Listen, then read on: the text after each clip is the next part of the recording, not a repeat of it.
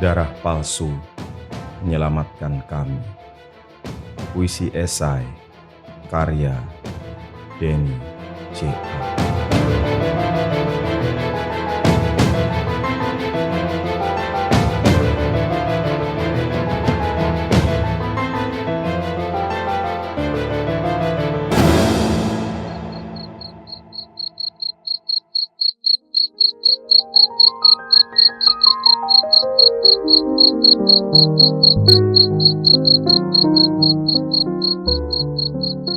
Bulan sabit menjadi lampu yang redup di langit Jakarta.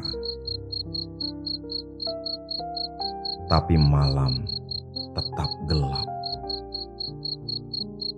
Burung cangak terbang mencari cahaya. Sebuah kisah dalam kerusuhan Mei 1998 terkuat.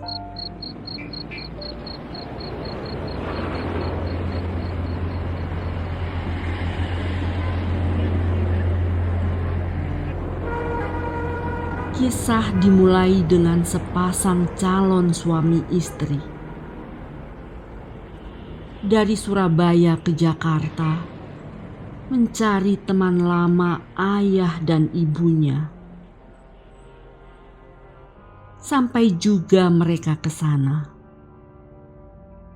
Rumah itu sangat sederhana. 2 hari mereka mencari. Pak Yusuf kini berusia 60-an. Sejak dari Surabaya, Maria sudah bertanya, siapakah gerangan Muhammad Yusuf? Mengapa ia dianggap penting oleh calon mertua? Sebulan lagi, Maria akan menikah. Calon suaminya, Robert Chen, menyatakan, "Maria, kita dapat tugas khusus dari orang tuaku. 4 nama ini harus kita jumpai tatap muka di Jakarta. Mereka oleh ayah dan ibu dianggap berjasa pada keluarga, berjasa bagi hidupku.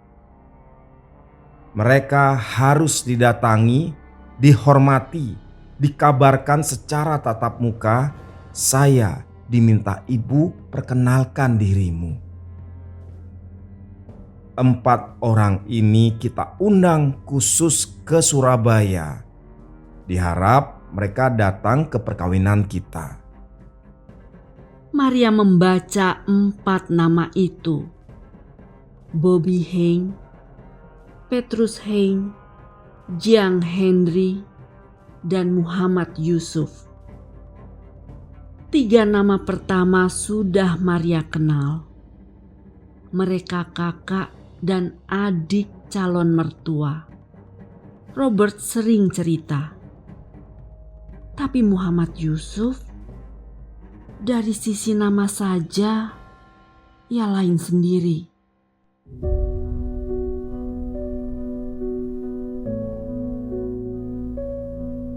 Robert juga sudah titip pesan. "Jangan tanya soal Muhammad Yusuf ke ibu atau ayahku. Mereka masih trauma." "Trauma apa?" tanya Maria. Jawab Robert agak sungkan bercerita. "Itu masih berhubungan dengan kerusuhan di Jakarta Mei 98. Usiaku masih 7 tahun. Semakin penasaran Maria. Siapakah Pak Yusuf ini? Apa perannya bagi keluarga calon suaminya? Betapa kaget Pak Yusuf kedatangan Robert Chen. "Astaga, kau sudah tumbuh besar," ujar Pak Yusuf bersemangat sambil dipeluknya Robert penuh kehangatan. "Terakhir kita jumpa, usiamu 7 tahun.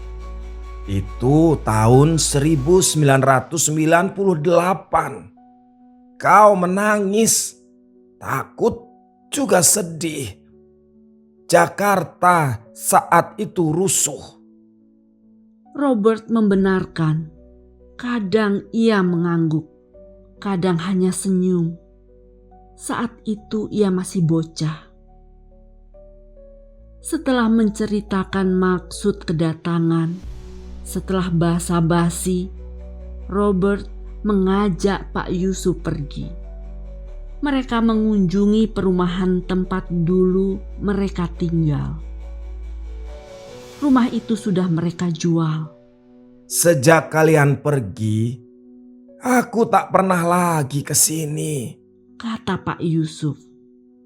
Mereka hanya di mobil saja, melihat rumah itu dari kejauhan. Lalu mereka kembali ke rumah Pak Yusuf. Saya tak ingat semua, Pak Yusuf. Usia saya 7 tahun.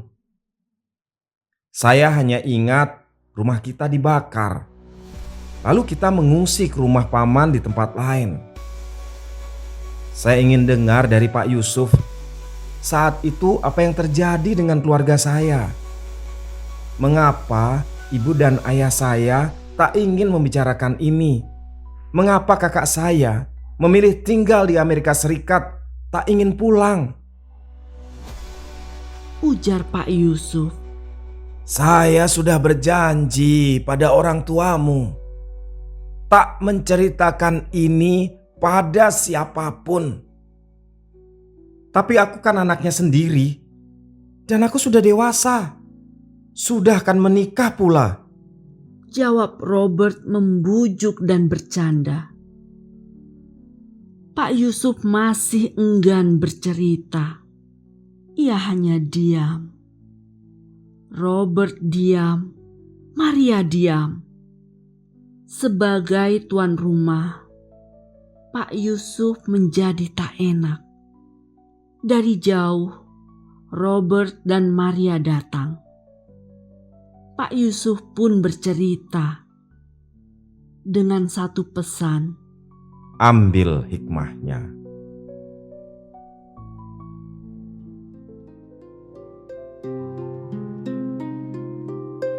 Bulan sabit semakin terang. Malam tak segelap sebelumnya. Dengan menahan nafas, kadang terbata, kadang menetes air mata, Pak Yusuf berkisah. Maria menyimak semua.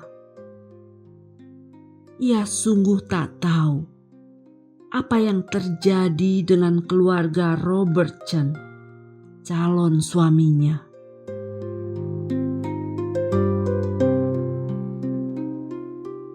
Ujar Pak Yusuf. Aku membuat catatan. Suatu hari aku akan menuliskan kisah ini dan akan kupentaskan dalam teater. Tentu soal keluargamu akan aku samarkan. Orang tak akan tahu. Pak Yusuf masuk ke dalam. Robert dan Maria duduk di beranda.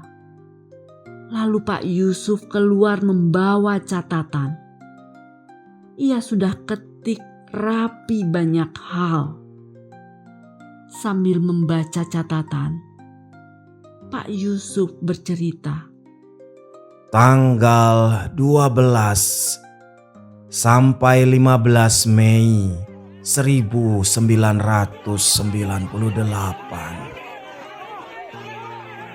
Jakarta rusuh. 4 mahasiswa tertembak mati. 1.190 penduduk di Jakarta juga mati. Sebagian gosong terbakar di dalam mal. 52 orang diperkosa. Kemarahan pada pemerintah saat itu berkobar. Ada yang mengalihkan kemarahan itu menjadi amuk massa, menyerbu, menyerang, membakar toko dan rumah orang Cina. Robert dan Maria diam menyimak. Sungguh Robert ingin tahu apa yang sebenarnya terjadi pada keluarganya sendiri. Ibu dan ayah tak pernah mau diajak bicara soal ini. Perumahan mewah orang Tionghoa ikut diserbu, termasuk rumahmu, Robert. Aku tak tahu apakah kau ingat, Bu Ani, pembantu kita, hampir mati. Ketika rumah terbakar, ia masuk ke rumah, masuk ke kamarnya. Ia teringat tabungannya di sana, hasil kerjanya tahunan. Robert menggeleng kepala. Aku tak ingat, Pak. Aku hanya ingat ayah menggendongku lari menuju mobil. Lanjut Pak Yusuf. 14 Mei 1998 malam. Suasana Jakarta menakutkan. Sangat mencekam.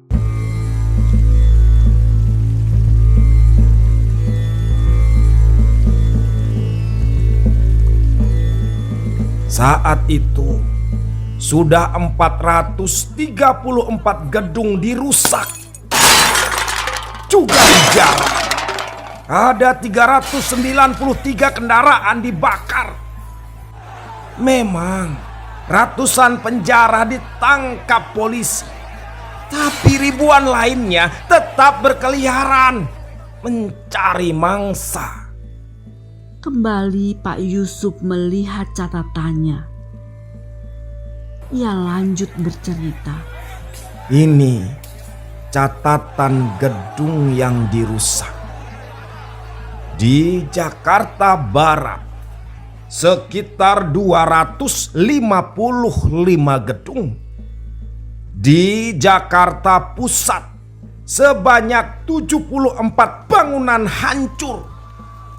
Ada 141 di Jakarta Utara dan 4 gedung di Jakarta Selatan. Ngeri, ngeri.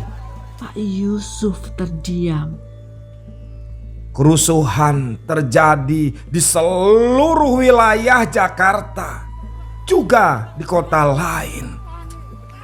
Aksi penjara menggila. Ada pula provokatornya. Mereka seperti orang-orang yang terlatih.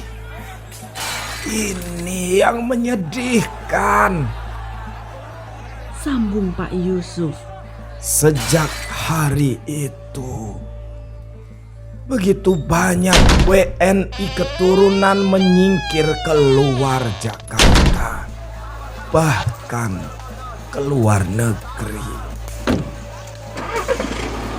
Mereka lahir di sini, tapi harus pergi dari sini hanya karena mereka keturunan Cina.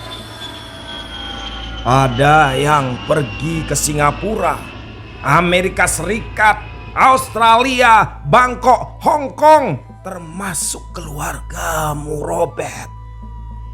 Awalnya keluargamu ke Bali, memantau Jakarta dari sana.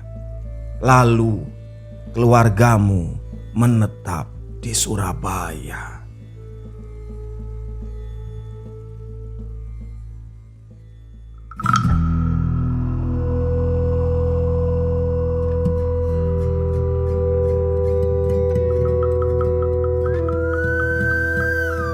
Pak Yusuf kembali melihat catatannya. Ini, kamu lihat. Tak hanya keturunan Tionghoa, juga mengungsi ratusan warga asing lainnya.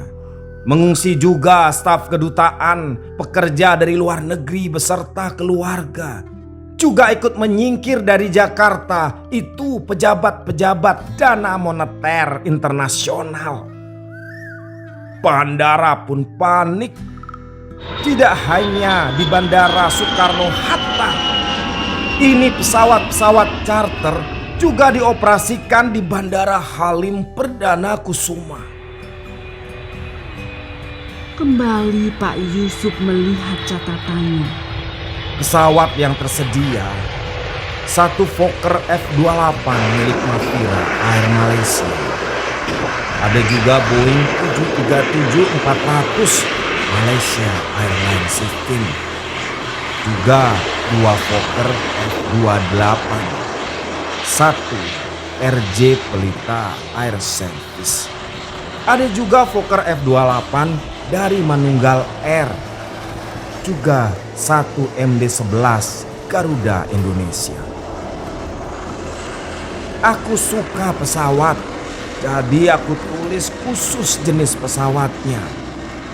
Sambung Pak Yusuf. Kembali Pak Yusuf katakan niatnya.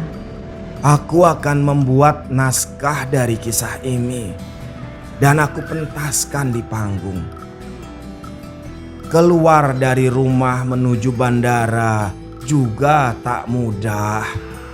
Mobil banyak dicegat di jalan. Belum tentu pesawat tersedia. Banyak yang menginap di bandara. Keluargamu, Robert, sempat 2 hari tinggal di bandara. Pak Yusuf kembali melihat catatannya. Sekitar 10.000 WNI keturunan yang pergi ke luar negeri.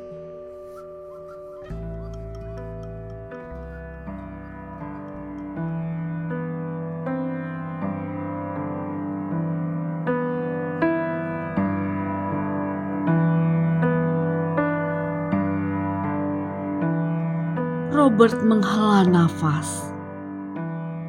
Maria terpana. Ia pegang telapak Robert kencang sekali. Bagaimana dengan rumah kita, Pak Yusuf? Saya hanya ingat rumah kita dibakar. Saya menangis. Pak Yusuf menjelaskan.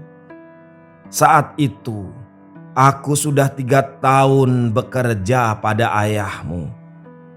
Ikut juga membantu usaha ibumu. Aku tinggal di rumahmu. Aku juga kadang menjadi supir keluarga. Pendidikanku sarjana. Aku sejak mahasiswa pemain teater. Cita-citaku main teater hingga mati. Tapi dunia teater lesu. Aku tak bisa menafkahi keluargaku dari teater. Hidup di Jakarta juga mahal. Aku menyerah. Keluargaku aku pindahkan tinggal bersama ibuku di Banyuwangi. Ayah dan ibumu mengajak aku tinggal di rumahnya saja. Banyak kamar kosong. Aku bekerja, digaji oleh ayah dan ibumu. Dulu mereka kawan SMA-ku. Kita bertiga sekelas. Nasib saya saja yang berbeda. Ayah dan ibumu sudah mesra sejak SMA. Itu tanggal 15 Mei 1998. Di kawasan Camar Permai ada 80 rumah ludes terbakar. Sebanyak 500 rumah lain habis dijarah massa. Kita dari perumahan Camar Permai mengungsi. Kita pergi ke kawasan golf course Pantai Indah Kapuk. Tapi semua kesulitan mencari makan dan minuman. 3 hari kita harus makan dan minum seadanya. Lama terdiam Pak Yusuf. Emosinya terguncang mengingat kisah ini. Lanjut Pak Yusuf. Saat itulah ayahmu ambil keputusan. Kata ayahmu, keluargaku harus menyingkir dari Jakarta. Harus cari cara ke bandara. Tapi bagaimana caranya? Bagaimana menembus jalanan ke bandara? Kita bisa dicegat dan dirampok di jalan. Apalagi ayah dan ibumu sangat ketara keturunan Tionghoa. Disitulah saya mengambil peran. Ayahmu tak akan lupa. Juga ibumu selalu mengingatnya.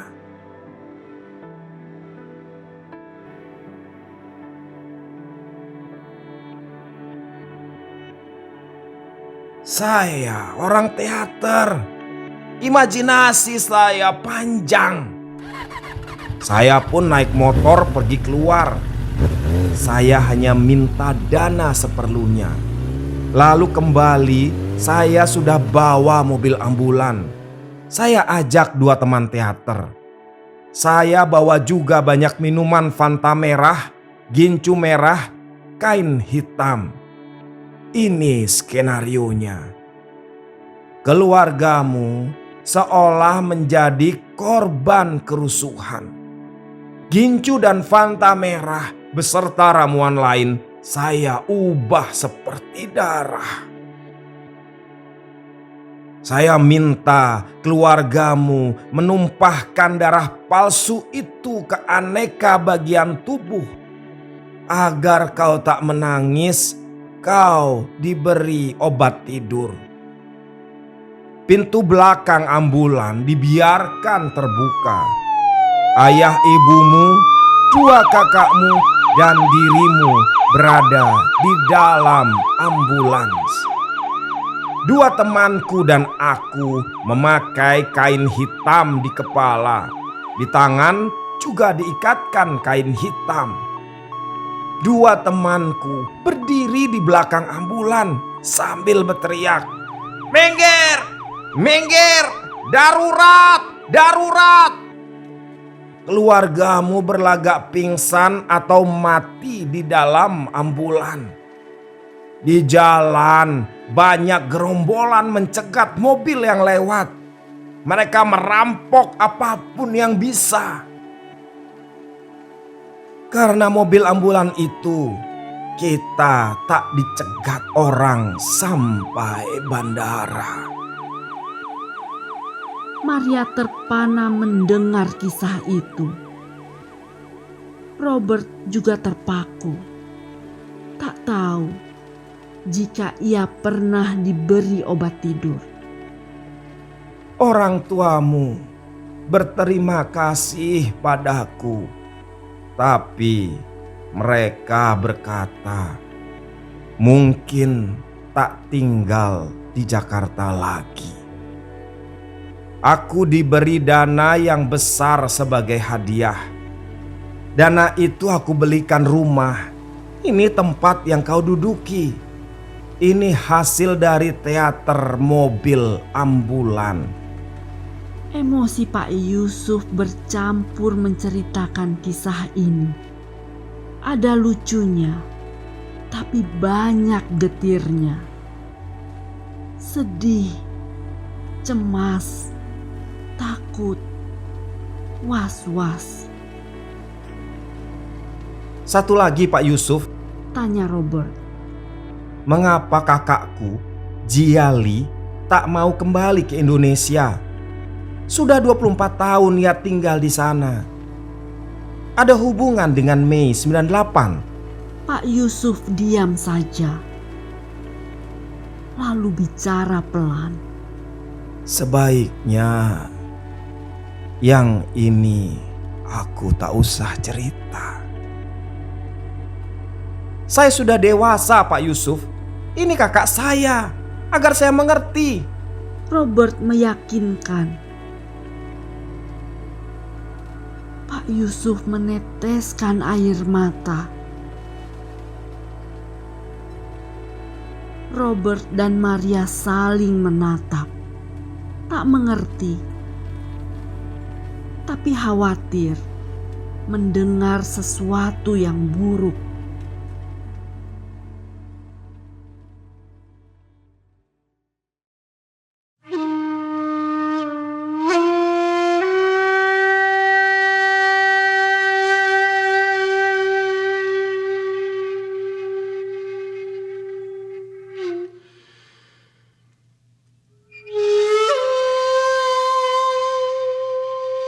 Kalian berdua sudah dewasa.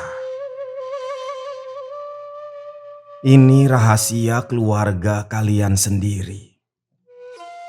Masih ingin tahu? Dengan cara saya menjawab, seharusnya kalian sudah bisa menangkap. Maria agak ragu, tapi Robert bersikeras ingin mendengar. Ceritakan saja, Pak, apa adanya. Pak Yusuf pelan bercerita. Ketika rumahmu dijarah dan dibakar, kakakmu sempat berteriak kencang. Saat itu semua panik. Saya berlari ke arah suara kakakmu. Di dapur. Astaga. Kakakmu mengalami kekerasan seksual. Saya sudah datang membawa besi. Melihat saya yang garang, dua penjara itu berlari lewat pintu lain. Hah? Hati Robert berdegup kencang sekali. Diperkosa? Tanya Maria. Saya tak tahu persisnya, tapi kakakmu syok berat. 3 hari ia tak bicara. Sudah, cukup itu saja. Saya tak tega menceritakan lebih jauh. Robert sedih, alang kepalang. Barulah ia bisa mengerti mengapa kakaknya tak hendak kembali ke Indonesia.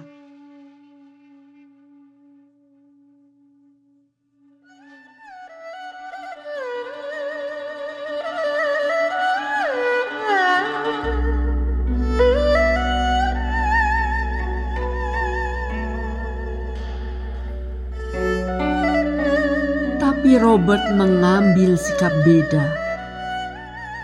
Ia melihat Indonesia sudah berubah. Koran bahasa Cina boleh terbit. Ada program bahasa Mandarin di TV. Barongsai bisa tampil di mall. Ada keturunan Tionghoa menjadi menteri. Robert melihat Indonesia yang baru. Diskriminasi atas kaum Tionghoa mulai terkikis. Tapi kisah kakaknya, Jiali, baru ia tahu. Dalam hati, Robert menyebut nama kakaknya, membayangkan dirinya memeluk kakaknya. Maafkan aku, Kak. Aku kini mengerti mengapa kau pemarah, mudah tersinggung. Usia Jiali sudah 41 tahun. Ia tetap tak menikah, tak pula punya kekasih.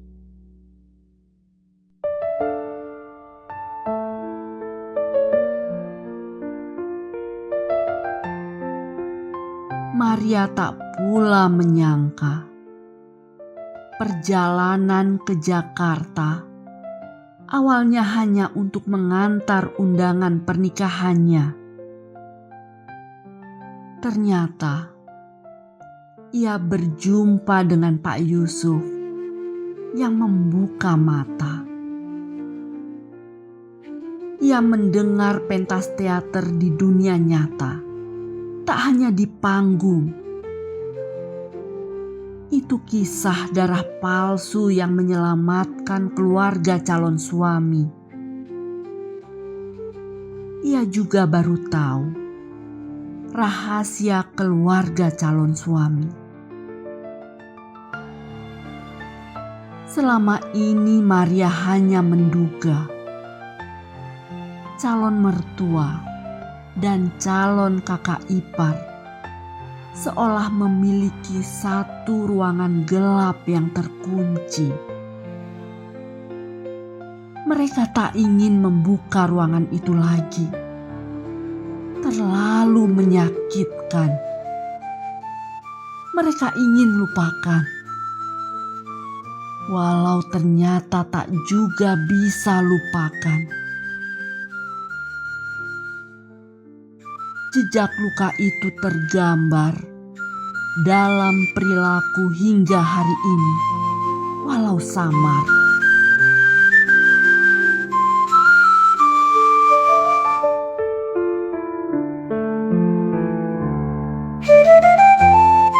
Bulan sabit semakin terang di langit. Sinarnya mulai menerangi gelap malam.